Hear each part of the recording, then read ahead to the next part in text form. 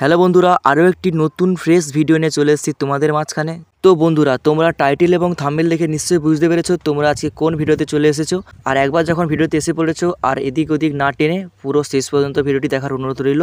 তো বন্ধুরা, অনেকেই হিন্দিতে আপলোড করেছে যে ডিজে সার্জেন আসবে ব্যাঙ্ক মোড়ে।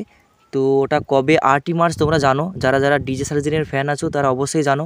আর যারা যারা জানো না তাদের জন্য এই ভিডিওটি সম্পূর্ণ বাংলা ভাষায় তোমাদের জন্য তুলে ধরার চেষ্টা করলাম। তো বন্ধুরা, প্রতি বছর আসে কিনা জানি না, আমি 1-2 বছর আগে দেখেছিলাম, ঠিক আছে, ওই ব্যাঙ্ক মোড়ে নতুন সেটআপ নিয়ে ডিজে সার্জেন এসেছে। তো এই বছরও আসছে ওই ব্যাঙ্ক মোড়ে।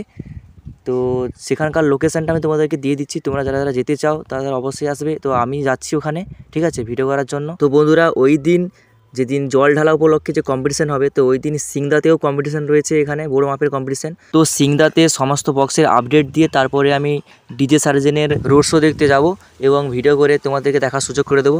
যারা যারা যেতে চাও তারা তারা অবশ্যই আমার ডিসক্রিপশান বক্সটি চেক করো, সেখানে আমি গুগল ম্যাপের লিঙ্ক দিয়ে রেখেছি।